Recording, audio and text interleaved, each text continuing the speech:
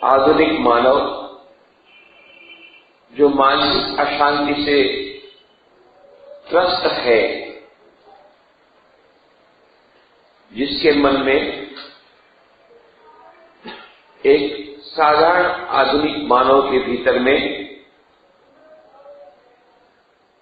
तनाव बना रहता है, परिस्थितियां कुछ इस प्रकार से विपरीत जब हो गई है, जब उसे विभिन्न प्रकार की समस्याओं से जूझना पड़ रहा है, इधर बाहर समाज में भी कई ऐसी अनेक प्रकार की प्रवृत्तियां बढ़ गई हैं, दुष्प्रवृत्तियां बढ़ गई हैं, जिसके भी कारण हमारा जीना दुभर हो गया है। जीवन में यदि हम सुख शांति चाहते हैं, इन दुष्प्रवृत्तियों का मुकाबला करना पड़ेगा, निर्भीकता से करना पड़ेगा। और यही बात हमें श्रीमद् भगवद गीता के उपदेश में मिलती है, जहां पर भगवान श्री कृष्ण बारंबार अर्जुन को केंद्र करके कहते हैं, अर्जुन मानो वह जीव का प्रतिनिधि है, जिसको केंद्र करके कहते हैं युद्धस्व, युद्ध कर, युद्ध करने के लिए तत्पर हो जा, कायर मत बन, हिम्मत न हार। जीवन के इस युद्ध में कितनी प्रकार की मुश्किलें आएंगी, कितनी प्रकार के कष्ट आएंगे, कितने प्रकार के चैलेंजेस आएंगे, कितने प्रकार की चैलेंजेस आएंगी, किंतु इनका मुकाबला करना पड़ेगा बहादुरी पूर्वक। यह गीता का मुख्य संदेश है। पर कुछ लोग ऐसा मानते हैं कि भगवान श्री कृष्ण ने अर्जुन को कहा था युद्ध करने के लिए, और वह युद्ध को बढ़ावा देने की किताब है। It is a war mongering book, इसको बैन कर देना चाहिए। आज ही पेपर में पढ़ा होगा, रशिया में अभी वो सोच रहे हैं कि गीता के पुस्तक को बैन कर देंगे। यह ऐसी विडंबना है, जिन्होंने गीता के बारे में कुछ भी नहीं जाना, वो ही इस प्रकार से बता सकता है। मनुष्य जाति को यदि शांति की ओर ले जाना है, विश्व शांति की बातें हम लोग करते हैं, पर तब तक नहीं हो सकता है जब तक भगवत गीता का संदेश हमारे व्यक्तिगत जीवन में, हमारे सामाजिक जीवन में नहीं आएगा, तब तक यह असंभव है। और उस गीता के संदेश को, गीता के पुस्तक को बैन करने की जब बात करते हैं, तो यह मूर्खता से और बढ़कर कोई दूसरी बात नहीं है। और एक हमारे कर्नाटक गवर्नमेंट ने जब कहा कि बच्चों को गीता कंपलसरी सिखाई जाएगी, तो इतना बड़ा बवंडर हो गया, मानो कि एक बहुत बड़ा पाप कोई सरकार करने जा रही है। यह विडंबना है। जो लोग भगवत गीता के संदेश के बारे में नहीं जानते हैं, वही ऐसा कर सकते हैं, वैसा कर सकते हैं। पूरी भगवत गीता का पाठ करिए, तो उसमें व्यक्तिगत जीवन में सुख शांति प्राप्त करने के लिए और समाज में मूल्यों की स्थापना के लिए जो संदेश है, यह संदेश यदि आधुनिक मानव ले लेगा, तो यह सारे विश्व में भी शांति आएगी, समाज में शांति आएगी, व्यक्ति के मन में भी शांति आएगी। और यह तो केवल भारत के ऋषि मुनियों ने कहा या भारत के मनुष्यों ने कहा, ऐसी बात नहीं है। विश्व के बड़े बड़े विचारक लोग ये बात कहते हैं कि यह जो उपनिषदों में जो संदेश दिया है, जिसका सारा सारांश अत्यंत सरल भाषा में भगवत गीता में मिलता है। गीता सु उपनिषत्सु ब्रह्म विद्यायाम योग शास्त्रे श्री कृष्णार्जुन संवादे, यह प्रत्येक अध्याय के अंत में हमें मिलता है। यह उपनिषदों का सार है, उपनिषदों का अर्थ है। अत्यंत सरल भाषा में आधुनिक मानव के लिए यह दिया गया जो अर्थ है, सारा उपनिषदों का सार, और यह उपनिषदों का जो ज्ञान है, उसमें सब जगह पर ये आध्यात्म की बातें हैं। हमारे मनुष्य के मन में हम किस प्रकार से मन में शांति प्राप्त कर सके, उसकी बातें हैं। और जो समाज में अनाचार है उनके साथ कैसे लोहा लड़ना चाहिए उसकी बातें हैं। तो ये कभी भी मानव जाति के लिए दुखदायी नहीं हो सकती, बल्कि यदि एकमात्र मनुष्य जीवन को उन्नत बनाने का साधन यदि होगा, आज के समाज में यदि मूल्यों की प्रतिस्थापना करनी पड़ेगी, तो उसका एकमात्र उपाय है कि भगवत गीता में जो संदेश दिया गया है, चाहे भगवत गीता के नाम से आए या न आए ये महत्व का नहीं है, और भगवत गीता का जो संदेश है जिसमें ये कहा गया कि जो आत्मा की महिमा है वह पदार्थ की महिमा से ज्यादा है। चैतन्य तत्व की जो महिमा है वो जड़ पदार्थ से ज्यादा है, और ये सारा विश्व एक ही सूत्र से बंधा हुआ है। तो एकीकरण की, धर्म समन्वय की, सर्व समन्वय की जो भावना यह जो गीता में दी है उसका प्रचार प्रसार हो, ये अत्यंत आवश्यक है। चाहे कोई गीता का नाम ले न ले, उपनिषद का नाम ले या न ले, वेदांत दर्शन का नाम ले न ले, भारतीय संस्कृति का नाम ले न ले, पर अब विश्व में एक ऐसी संस्कृति आनी पड़ेगी जो सारे विश्व को जोड़ती हो। उसके सिवा उपाय नहीं है, क्यों हमारे पास अभी ऐसे अस्त्र शस्त्र हैं, एक बार नहीं पूरे 8 बार समस्त विश्व का विनाश करने की क्षमता हमारे पास है। और यदि मनुष्य के मन में यह शांति की भावना यदि नहीं जगाई गई तो फिर विनाश अवश्यंभावी है, अवश्यंभावी है। इसके बारे में दो मत नहीं। आइंस्टाइन को पूछा गया था कि आपको तृतीय विश्व युद्ध के बारे में आपका क्या ख्याल है, तो उन्होंने यही कहा था भाई तीसरे विश्व युद्ध के बारे में तो मैं कुछ बता नहीं सकता, परंतु चौथे विश्व युद्ध के बारे में बता सकता हूं कि चौथा विश्व युद्ध जो होगा वो पत्थर और लकड़ी के द्वारा उसका युद्ध होगा। कहने का मतलब तीसरे विश्व युद्ध में इतना भयानक संहार हो जाएगा, संपूर्ण पृथ्वी इतनी विनष्ट हो जाएगी कि फिर से वो सभ्यता लकड़ी और पत्थर वाली सभ्यता शुरू हो जाएगी। ये चौथे विश्व युद्ध के बारे में बता सकते हैं, क्योंकि इतने सारे अस्त्र शस्त्र हैं। और इन्हीं सबको देख करके आर्नोल्ड टॉयनबी नाम के बड़े इतिहासकार हो गए। जब पहला विश्व युद्ध हुआ तो वो स्वयं उस विश्व युद्ध में शामिल थे। अपनी नजर के सामने उन्होंने हजारों लोगों को मरते देखा, उनका मन बड़ा खिन्न हो गया, बहुत ही दुखित हुए, और फिर उन्होंने रिटायरमेंट ले लिया आर्मी से। इंग्लैंड में थे, उन्होंने कहा मैं युद्ध नहीं करूंगा।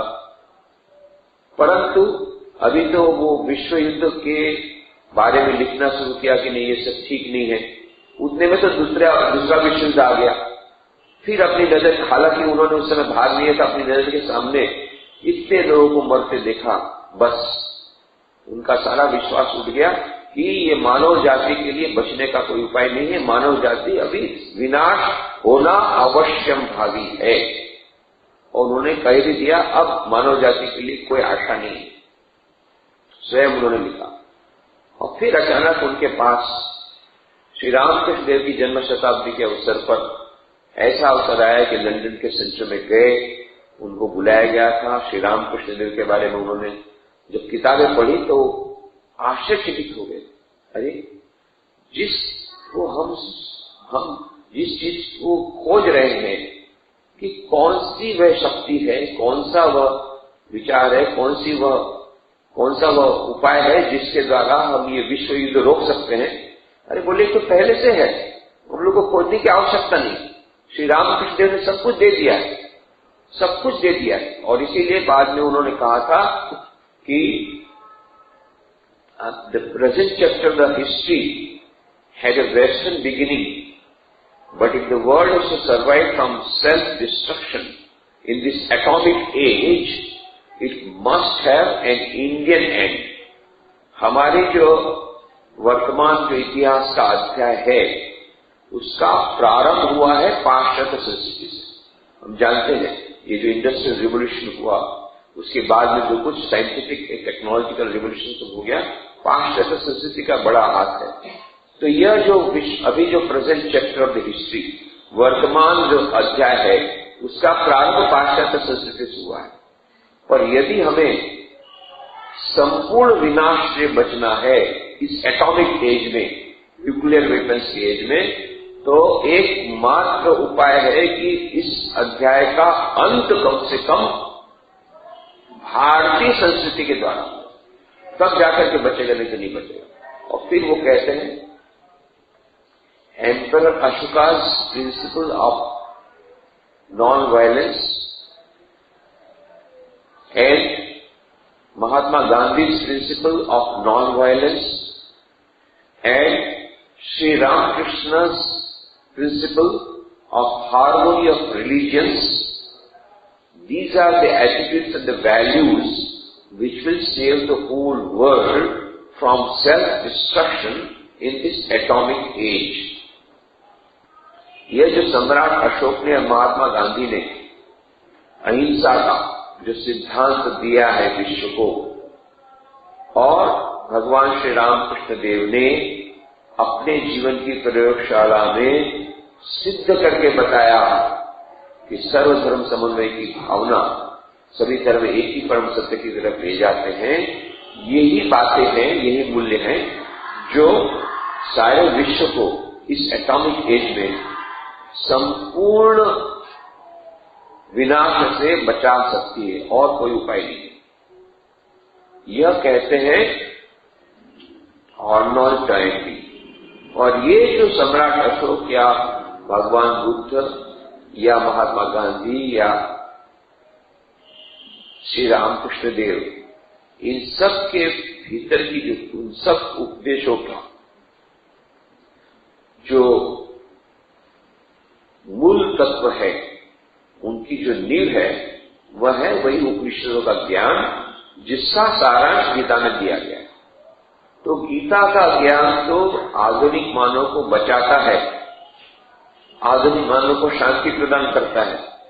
गीता का ज्ञान ही सारे विश्व को बचाएगा, और कोई उपाय नहीं है बचने का। और उसी गीता के ज्ञान को कहते हैं कि वो विनाशकारी है, तो एक बेहूदी बात है। ये अद्भुत बात है कि गीता के ज्ञान के बारे में कहा गया कि वह वहां तो सब समय जोड़ने की बातें हैं, भीतर में उन्होंने देखा ही नहीं है कि यह जो युद्ध है वो युद्ध किसके बीच में है। न्याय और अन्याय के बीच का वह युद्ध है। यह जो युद्ध है सत्प्रवृत्तियों और दुष्प्रवृत्तियों के बीच का वह युद्ध है। तो सत्प्रवृत्ति और दुष्प्रवृत्ति के बीच का युद्ध में यदि सत्प्रवृत्तियां नहीं जीतेगी तो ये दुष्प्रवृत्तियां सारे समाज में व्याप्त हो जाएंगी और मानव को और भी दुखित कर देगी। यह बात वो लोग समझ नहीं पाए। इसका मतलब होता है इन्होंने गीता का अध्ययन नहीं किया। इससे अधिक मूर्खतापूर्ण बात क्या हो सकती है कि गीता का संदेश यह लोगों को दुखित करने वाला है और भड़काने वाला है और समन्वय की भावना और युद्ध की भावना को भड़काने वाला है। यह तो अत्यंत बेहूदी बात है, बल्कि वह समन्वय की बात करता है। कितनी बार हमने देखा भगवद गीता में, बार बार यह जो कहा गया योग की बातें हो या जो कुछ भी बातें हो, उससे मानव मन में शांति मिलेगी। मानव मन में शांति समन्वय की भावना आएगी, तभी तो युद्ध रुक सकते हैं। ये हम भूल जाते हैं। युद्ध कैसे रुकेगा, शांति कैसे आएगी?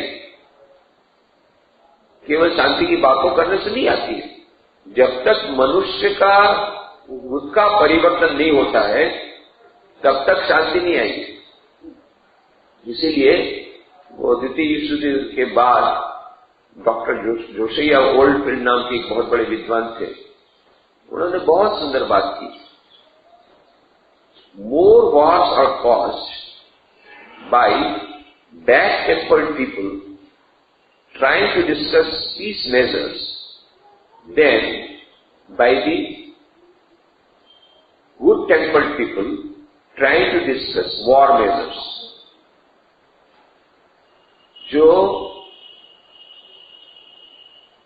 अच्छे लोग हैं वे युद्ध की बातें करते हैं, उनसे जितना युद्ध नहीं भड़कता, या वो जब दूसरे डिस्कशन भी करते हैं या वाद विवाद करते हैं, अच्छे लोग जिनका स्वभाव अच्छा है, जिनका मन अच्छा है, जो शस्त्रवृत्ति वाले हैं, ऐसे लोग यदि वाद विवाद भी करते हैं, उनसे उतना युद्ध नहीं होता। युद्ध को बढ़ावा मिलता है ज्यादा जो नुकसान कब होता है, जब बैड टेम्पर्ड पीपल, दुष्ट स्वभाव वाले आपस में बैठ करके शांति की बातें करते हैं, उससे ज्यादा युद्ध होता है। क्यों? उनका भीतरी एजेंडा तो अलग है, बाहर का एजेंडा है पीस मेजर, परंतु भीतर का एजेंडा अलग ही है, दुष्ट प्रवृत्ति वाले। ये दुष्ट प्रवृत्ति वाले बोले चलिए हम लोग साथ में बैठ करके निर्णय करेंगे युद्ध को कैसे रोकना। कभी नहीं रुकेगा, क्योंकि भीतर में तो यही है कि हाँ युद्ध अवश्य रुकना है, और यही है कि हमारा वहां पर झंडा रहेगा, बस और कुछ नहीं, अभी युद्ध रुक जाएगा। तो मोर wars are caused by bad-tempered people trying to discuss peace measures than by the good-tempered people trying to discuss war measures. ये वर्ल्ड ने लिखा, और इसीलिए यूनेस्को ने प्रीएम्बल में लिख दिया, बड़े अक्षर में यूनेस्को ने लिख दिया, since it is in the minds of the people that the thoughts of destruction are implanted, it is in the minds of the people that the weapons, that the methods of peace measures should be constructed. मनुष्य के मन में ही युद्ध पैदा होता है पहले, उसके बाद से बाहर पैदा होता है, क्योंकि मनुष्य के मन में ही सबसे पहले युद्ध की भावनाएं आती है, उसके बाद में मनुष्य बाहर में लाता है। इसलिए यदि हमें युद्ध को रोकना है तो बाहर रोकने से नहीं होगा, मनुष्य के मन को बदलना पड़ेगा। ये जो दुष्ट लोग हैं, दुष्ट लोग, इनका स्वभाव जब तक नहीं बदलेगा तब तक कोई भी युद्ध रुकने वाला नहीं है, चाहे कितना भी कर ले आप। और मनुष्य को यदि बदलना है तो उसके स्वभाव को बदलना पड़ेगा, उसके मन को बदलना पड़ेगा। आप किसी नियम के द्वारा उसके व्यवहार को बदल नहीं पाएंगे। आप बोलेंगे मैं ये फलाना बिल बना दूंगा, ये फलाना हम लोग कायदा बना देंगे, कानून के द्वारा आप देश को बदल नहीं सकेंगे, कानून के द्वारा कभी नहीं बदल सकते। क्यों? एक कानून लाओगे उसके पीछे 1000 दूसरा कानून वो लोग ले आएंगे, दूसरे 1000 मेथड ले आएंगे कैसे कानून से बचना। कानून के द्वारा कभी कोई परिवर्तन नहीं हो सकता। तो परिवर्तन कैसे हो सकता है? जब तक मनुष्य का परिवर्तन नहीं होगा, समाज का परिवर्तन नहीं होगा। और मनुष्य का परिवर्तन तब तक नहीं होगा, उसका व्यवहार तब तक ठीक नहीं होगा जब तक उसके मन में परिवर्तन नहीं आता है। मन के परिवर्तन के लिए एकमात्र उपाय है आध्यात्मिक ज्ञान, और वही दिया गया है भगवत गीता में। ये एकमात्र उपाय है जिसके द्वारा हम विश्व में शांति ला सकते हैं, समाज में शांति ला सकते हैं, हमारे मन में शांति ला सकते हैं। दूसरा कोई उपाय नहीं है, चाहे कुछ भी कर लीजिए। तो ये बात हम लोग भूल जाते हैं कि हमको आमूल परिवर्तन करना पड़ेगा मनुष्य के मन में, मनुष्य के स्वभाव में। और ये आमूल परिवर्तन 1-2 दिन की बात नहीं है। ये जो वैचारिक क्रांति है यह लंबा समय लेती है, पर इस वैचारिक क्रांति के बाद ही, ये स्वभाव की क्रांति के बाद ही समाज में क्रांति आ सकती है। और यदि शांति भी हमें लाना है तो उसके लिए भी एकमात्र यही उपाय कि मनुष्य के मन में शांति आ जाए। मनुष्य के मन में अशांति होगी, एक छोटी सी बात हो गई बस झगड़ा हो जाता है। देखिए आप कलकत्ता में जाएंगे, कोई थोड़ी सी बस में एक धक्का ऐसा लगे, एकदम की मोटा एकदम चप्पल निकाल कर, अरे थोड़ा सा लग गया। अब यहाँ पे देखिए आप गुजरात में लगता है तो कुछ बोलते नहीं है, ज्यादा जगह भाई थोड़ा संभल के, वहां तो एकदम की मोटे आपने की पूछते नहीं, वो शख्स किले नहीं चिन्ना की, मैं देखा अपने नजर सामने। अरे छोटी सी बच्चियों को पहले से मन इतना गर्म है, थोड़ा सा चिंगारी चाहिए, पूरा मिट्टी से भरा हुआ है, थोड़ा सा चिंगारी या एकदम झगड़ना शुरू कर देते, छोटी छोटी बात एकदम चिल्लाना शुरू कर देते, मारपीट शुरू कर। क्यों? पहले से भरा हुआ है मन। मन में शांति होगी तो बड़ी घटना भी होगी तो मनुष्य शांत रहता है, और मन अशांत रहा देखो एकदम से भड़क, एकदम पूरा भड़क जाता है। तो इसीलिए मनुष्य का मन यदि शांत रहे तो बाहर शांति आएगी। परिवार में शांति कब आएगी? जब परिवार के सदस्यों के मन में शांति होगी तब परिवार में शांति आएगी। समाज में शांति कब आएगी? समाज में रहने वाले लोगों को मन में शांति होगी तब समाज में शांति आएगी। तो मन जब तक नहीं बदलेगा, मन में शांति नहीं आएगी तब तक नहीं हो सकती। और यही बात भगवत गीता में बारंबार कही है, कैसे मन में शांति लाई जाए, कैसे मन में शांति के लिए ध्यान करना चाहिए, कैसे भक्ति, ज्ञान, भक्ति, ये सब कुछ है मन के परिवर्तन की बात है, पहले से लेकर आखिर तक। ये बात हम लोग भूल जाते हैं, बाहर से शुरू करते हैं, हो ही नहीं सकता है, भीतर से बाहर जाना पड़ेगा। जब तक हमारा व्यक्तिगत कल्याण नहीं हो, व्यक्तिगत क्रांति नहीं होगी, तब तक हमारी सामाजिक क्रांति नहीं हो सकती। तो यही बात श्रीमद् भगवत गीता में बताई है। तो हमने अभी तक 144 जो चर्चाएं की, उसमें हमने 6ठे अध्याय के हमने 11 श्लोक 10 श्लोक तक की चर्चा कर ली थी। योगी युंजित सततम आत्मान रहस्य स्थिता एकाकी यत चित्तात्मा निराशीर परिग्रह। ये सब की बड़े विस्तार से हमने कहा कि यत चित्तात्मा किसको बोलते हैं, निराशी किसको बोलते हैं, अपरिग्रह किसको बोलते हैं, योगी किसको बोलते हैं। तो जिसका मन और इंद्रियां सही शरीर जीता हुआ, ऐसा वासना रहित और संग्रह रहित योगी अकेला ही एकांत स्थान में स्थित हुआ, निरंतर आत्मा को परमेश्वर के ध्यान में लगाए। तो यह एक एकांत की बात क्यों कही, एकांत में क्यों कही, सबकी विस्तार से हमने चर्चा कर ली। और फिर कहा शुचौ देशे प्रतिष्ठाप्य स्थिरम आसनम आत्मनः नाति चित्तम नाति नीचम चैलाजन कुशोत्तरम। शुचौ मने शुद्ध, देशे मने भूमि में, चैलाजन कुशोत्तरम, कृषा मृगशाला वस्त्र है ऊपरोपरी जिसके ऐसे 3 प्रकार के आसन बताए। आत्मनम अपने, आसनम आसन को, न अत्युचितम अति ऊंचा, न अति नीचम न तो अति नीचा, स्थिरम स्थिर, प्रतिष्ठाप्य स्थापन करके। फिर क्या करें, तत्र उस आसने आसन पर उपविश्य बैठकर तथा मन को एकाग्र कृत्वा करके यदि चित्तेन्द्रिय प्रिय, चित्त और इंद्रियों क्रियाओं को वश में किया हुआ, आत्मविशुद्धये अंतःकरण की शुद्धि के लिए योगम युज्यात्, योग का अभ्यास करें। तो कहा गया शुद्ध भूमि में कुशा मृगशाला वस्त्र ऊपरोपरी जिसके ऐसे अपने आसन को न अति ऊंचा और न अति नीचा स्थिर स्थापन करके उस आसन पर बैठकर तथा मन को एकाग्र करके चित्त और इंद्रियों की क्रियाओं को वश में किया हुआ आज अंतःकरण की शुद्धि के लिए योग का अभ्यास करें। तो प्रोसेस बताया, योग का जो अभ्यास करना पड़ेगा तो कैसे करना पड़ेगा, शुद्ध भूमि होनी चाहिए। क्यों, आप खुद देखेंगे अशुद्ध भूमि हो तो अच्छा नहीं लगता है, मन नियंत्रित नहीं होता है, मन एकाग्र नहीं होता है, अशुद्ध होगा। तो शुद्ध भूमि होनी चाहिए। आप खुद जाकर के देखिए मंदिर में, ये हमारे जो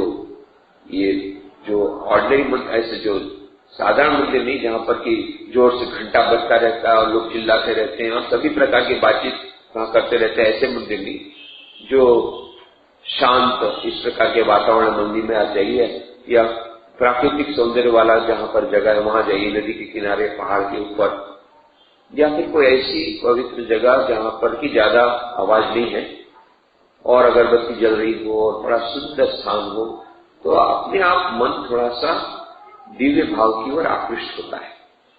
ये हम लोग का खुद का यह मनो अनुभव है। इसलिए कहा गया शुद्ध भूमि में, शुचौ देशे।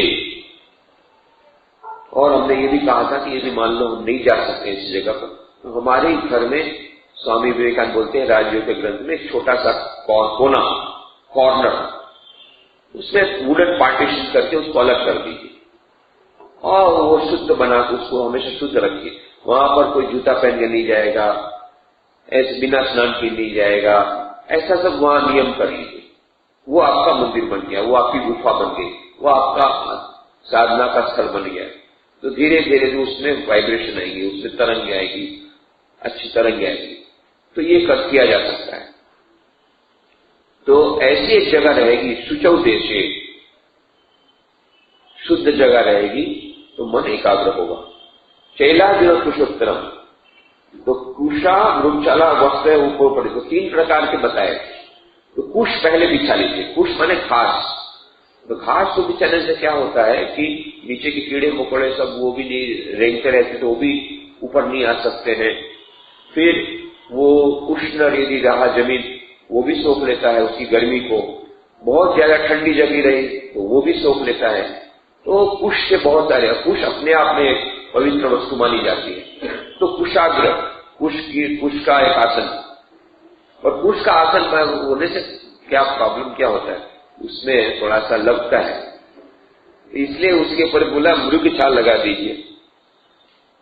अब मृग छाल जो है, मृग छाल से बहुत सारी चीजें, एक तो वो थोड़ा सा गर्म भी होता है, ठंडी भी हो जाती है, मृग छाल को पवित्र भी माना जाता है, और परंतु वो मृग छाल भी थोड़ा सा लगता है, इसलिए उसके ऊपर में वस्त्र बिछा दी, कपड़े का आसन।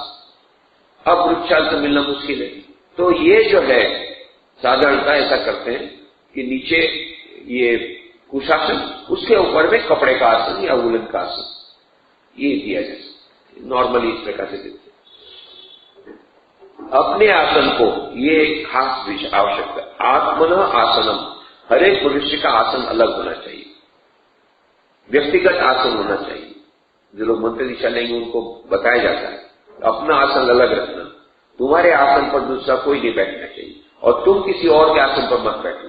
सबके अपने अपने एक ऑरा होता है, हर एक व्यक्ति का, हर एक व्यक्ति के अपने अपने वाइब्रेशन होते हैं, हर एक व्यक्ति की अपने अपने साधना होती है, तो वो साधना से वो चार्ज हो जाता है वो आसन, और फिर आपकी साधना आपके लिए आपका आसन अलग होना चाहिए। इसलिए अपना छोटा सा आसन, अभी कहीं मान लो ट्रैवलिंग में गए तो आसन कैरी करना संभव नहीं है, तो एक आध दिन नहीं तो ठीक है, इन जनरल एक आसन आपका अलग हो जाता है। न अत्युचितम, न अति ऊंचा न अति नीचा स्थिर करके, तो ज्यादा ऊंचा नहीं होना चाहिए आसन, नीचा भी नहीं होना चाहिए, एकदम नीचे रहे तो बिच्छू वगैरह आए और कुछ कीड़े मकोड़े आ गए, अति ऊंचा भी रहेगा तो गिरने का डर रहता है, गिर गए तो गए, तो इसलिए न अति ऊंचा न अति नीचा। और उस आसन पर बैठ करके, ये नहीं कहा कि खड़े रह करके और ये भी नहीं कहा कि सो करके, पिछले कुछ में सोने में बहुत अच्छा ध्यान होता है हमारा, मैंने समाधि हो जाती है, तो वो तो इजीएस्ट मेथड है। बोले हम तो बोले ध्यान कैसे करते, बोले हमारा, बोले बैठते नहीं आसन पर, आसन पर ही सो जाते हैं एकदम पूरा लंबा, ऐसा नहीं।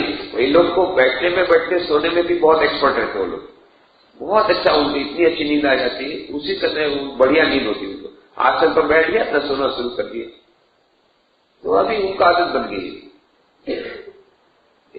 ये आदत की बात है। अभी देखिए बंबई में सभी लोग योगी हैं, उनको नजर आए, देख करके आए, बंबई में सभी योगी हैं। क्यों? जैसी लोकल ट्रेन चली अभी सो गए। अच्छा, जैसी स्टेशन है कैसे पता लगता, देखो फट करके नीचे उतर जाते, चलो ये तो योगी है भाई। निद्रा को गुड़ाकेश, अर्जुन ने निद्रा को वश किया था, ये तो सभी गुड़ाकेश है, एकदम बढ़िया सो जाते, जैसे ही लोकल ट्रेन चली एकदम सो गए, और जैसा उनका स्टेशन आया फट करके नीचे उतर गए, कोई अलार्म की जरूरत नहीं, कुछ नहीं, तो ये तो योगी है। तो ये इस प्रकार से ये आदत की कैसी ये स्वभाव है, तो कुछ लोग इस प्रकार से आसन पर सो जाते हैं। आसन पर बैठना है, सोना नहीं है, और खड़ा भी नहीं रहना है। उपविश्य, बैठ करके, मन एकाग्र कृत्वा, मन को एकाग्र करना है। यथ चित्तेंद्रिय क्रिया, चित्त और इंद्रियों की क्रियाओं को वश में किया हुआ अंतःकरण की शुद्धि के लिए योग का अभ्यास करें। तो ये बता दिया उस क्यों योग का अभ्यास करते हैं, अंतःकरण की शुद्धि के लिए। यह जो योग का अभ्यास कहा गया है उसका एकमात्र जो कारण है वो है अंतःकरण की शुद्धि। फिर कहा समम काय शिरोग्रीवम धारयन्न चलम स्थिरा संप्रेक्ष नासिकाग्रम स्वम दिशश्चानवलोकयन। काया शिर और ग्रीवा को समान और अचल धारण किए हुए दृढ़ होकर अपने नासिकाग्रम, नासिका का अग्रभाग को संप्रेक्ष देखकर, दिशा अन्य दिशाओं को अनअवलोकयन न देखता हुआ। कुछ लोग होते हैं बैठते हैं चारों ओर देखते रहते हैं क्या हो रहा है क्या नहीं, ऐसा नहीं, तो कुछ नहीं देखना है। तो क्या देखना है? केवल अपने नाक के अग्रभाग को देखना है। ये क्यों ऐसा कहा? नहीं तो अलग देखेगा, एक जगह तो केंद्रित करना पड़ेगा। तो आंखों को रखना है नाक के केंद्र पर। ये एक प्रोसेस है। बहुत प्रकार के ध्यान के कुछ लोग ऐसा कहते बोले हमको तो गीता में ऐसा कहा था, अभी हमारे गुरु ने दूसरा कहा, आंख बंद करो। तो अलग अलग प्रकार के ध्यान की प्रक्रिया, यहाँ पर एक प्रकार की प्रक्रिया भगवान श्री कृष्ण बताते हैं। तो कुछ लोग और अलग प्रकार की प्रक्रिया बताएंगे। कई प्रकार एक प्रकार की प्रक्रिया ऐसी है कि नाक की जो नोक है उस पर आपकी दृष्टि को स्थिर रखिए, पर मन को वहां नहीं रखना है। मन को चित्त को ईश्वर में रखना है। ये उसको आदि शंकराचार्य ने क्लियर कर दिया। हमने उसकी चर्चा की थी पिछली बार। आदि शंकराचार्य ने किस प्रकार से उसकी कमेंट्री की है कि मन को यहां नहीं रखना है। मन को तो एकाग्र करना अपने इष्ट देवता पर या जिस पर आप चिंतन करते हैं, पर दृष्टि को यहां रखने से क्या होगा, दृष्टि चारों ओर जाएगी नहीं, तो हमारा विक्षेप नहीं होगा, हमारा अटेंशन डाइवर्ट नहीं होगा। तो काया, शीर और ग्रीवा, तो काया बोलते हैं यहां से लेकर के गर्दन तक को काया बोलते हैं, ये है काया। शीर बोलते हैं गर्दन के ऊपर को, और ग्रीवा बोलते हैं गर्दन। ये जो तीनों है वो एक रेखा में होने चाहिए, परपेंडिकुलर। जब वो ध्यान करने बैठते हैं तो ये तीनों, ये ग्रीवा और ये एक रेखा में होने चाहिए।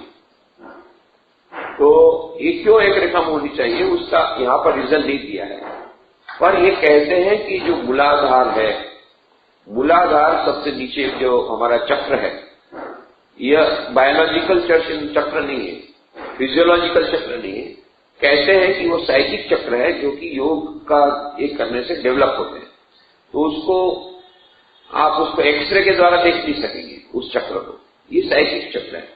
तो ये चक्र मालूम मूलाधार में जो चक्र है वो वहां पर मूलाधार के चक्र में कुंडलिनी शक्ति सोई हुई रहती है।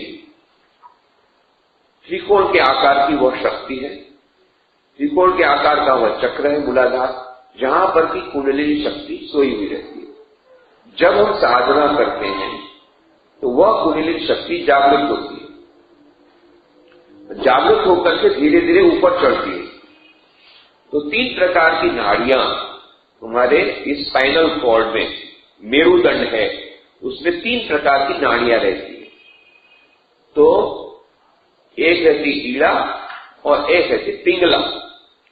तो ईड़ा और पिंगला नाड़ियों से ही अनुलोम विलोम होता रहता है। इसीलिए अनुलोम विलोम का कहा गया कि पहले प्राणायाम कर लेने से हमारा जो है वह हमारा जो प्राणवायु का इस प्रकार के जो प्राणायाम के द्वारा, अनुलोम विलोम के द्वारा हमारा प्राण शुद्ध हो जाता है। उसके बाद में नाड़ी शुद्धि बोलते हैं, नाड़ी शुद्ध हो जाती है तो फिर वो हमें सहूलियत होती है योग की क्रिया करने में। तो ईड़ा और पिंगला, उनके बीच में सुषुम्ना। अधिकांश साधकों के लिए ये सुषुम्ना का नाड़ी हमेशा बंद ही रहती है।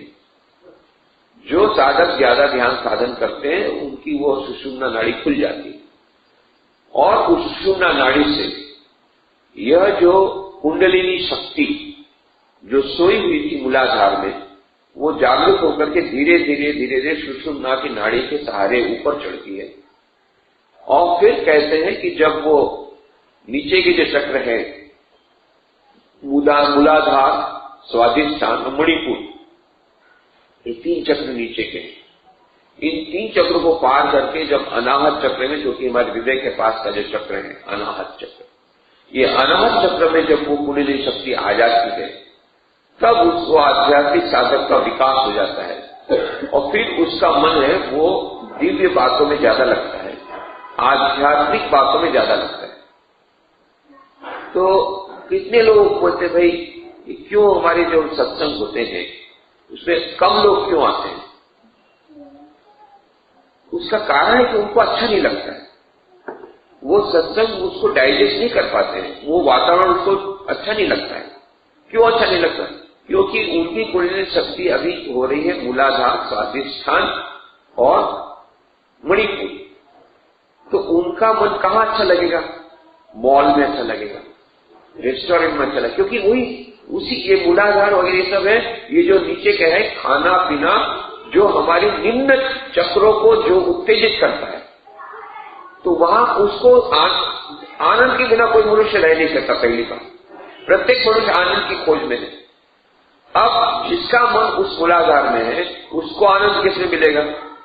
उसको थिएटर में जो आनंद मिलेगा वो मंदिर में नहीं मिलेगा, नहीं मिलेगा।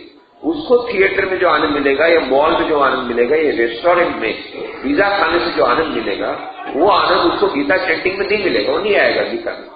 क्यों टाइम वेस्ट करे भाई? क्यों? उसका अभी आनंद वही मूलाधार में, अरे स्वादिष्टान में। अब जब अनाहत चक्र में आ जाता है मन, तब जाकर के उसको ये सब बातें, गीता चैंटिंग है, गीता प्रवचन है, या ध्यान करना है, प्रार्थना करना है, पुस्तकें पढ़ना है, इस सब में मन उसका लगने लगता है। और प्रत्येक मनुष्य का ऐसा नहीं है कि एक बार लग गया, फिर अनाहत चक्र से नीचे भी जा सकता है, पर धीरे धीरे करके वो अधिकांश समय के लिए उसका मन कहाँ रहता है, ये हमको देखना है। प्रत्येक मनुष्य चाहे कितना भी उन्नत हो, कभी न कभी उसका मन मूलाधार में जाता है। बहुत पहुंचे हुए उस व्यक्ति की बात अलग है, पर अधिकांश समय के लिए उसका मन अनाहत चक्र में यदि रहता है, तब जाकर के वो उसको साधक हम कह सकते हैं। तब जाकर के उसको ये साधना में अच्छा लगता है, या अच्छी पवित्र जगह पर जाना अच्छा लगता है। उसका इवॉल्वमेंट हो गया, he is evolve into human being now. जो 3 चक्र में है वो एनिमल है मनुष्य ही, पर वो पशु है। पशु में और उस मनुष्य में अंतर कोई नहीं है। आहार निद्रा भय मैथुनंच सामान्य मेतद पशु भी नारायण धर्मो ही देशामधिको विशेष धर्मेण हीना पशु भी समान। कोई अंतर नहीं है। ऐसा मनुष्य जिसका मन अभी भी कुंडली, जिसकी कुंडली शक्ति अभी भी मूलाधार, स्वादिष्टान और मणिपुर में ही चल रही है, वह पशु ही है, पर हाँ 2 पैर वाला पशु, 4 वाला नहीं। इतना ही डिफरेंस। आहार निद्रा भय मैथुन, ये चारों चीजें उसको एकमात्र है खाओ। सारा दिन का चले कहां पर अच्छा भाई, एक नया होटल खुला है, पिज्जा उसमें अच्छा लगता है, अमेरिकन पिज्जा वाला आया, वो सब उसका पेपर में भी पड़ेगा तो वही लॉटरी का होगा, पैसे का होगा। देखो तो शेयर मार्केट क्या रेट है पूरा, या पैसा या रेस्टोरेंट या खाने की चीजें या थिएटर, कौन सी जगह कौन सा है, केवल उसका यही अटेंशन है। वही चैनल, वही है उसकी चैनल, वही है, एक ही चैनल है उसके पास। ये खाना पीना सोना, बच्चे पैदा करना, संतान उत्पन्न करना, बस यही लाइफ है उसकी। क्योंकि उसका मन ही उसका दोष नहीं है, उसका मन उस जगह पर है तो उसको उसी में आनंद मिलता है, और आनंद मिलेगा वहीं पर मनुष्य जाएगा, सवाल ही नहीं।